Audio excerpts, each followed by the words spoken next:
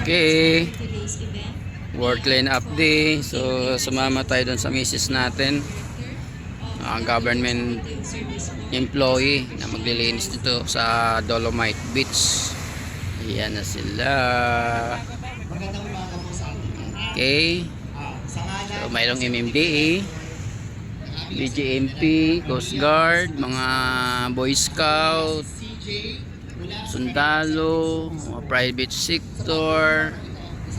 Ayan sila. Okay, so ang dami Sila. Okay. So it's almost every month nandito ako. So namimiss ko tong dagat na to, yung kabataan ko. So lagi ako naliligo.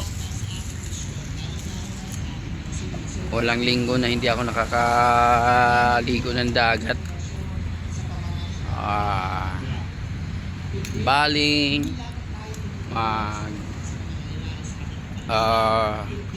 mangisda. Yan, tumbling ng kabataan ko. So ito yung na-miss ko sa probinsya, itong laging naliligo sa dagat. Okay. Tapos ang almusal, dagat na. Okay, so kita mo yung dagat, medyo malinis na.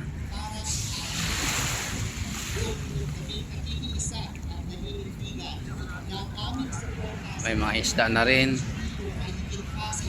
Okay. So at the back is yung mga naglalakihang building. Ayan na. So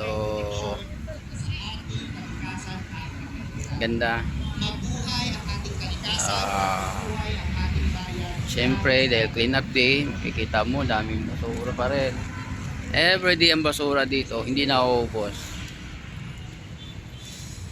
Okay? So nasa tao na rin kasi yun eh. Hindi pwedeng talagang matitigas ang ulo ng Pinoy. Pag sinagbawal, ginagawa. Okay. So ang dami nila. So maya maya lang. Okay.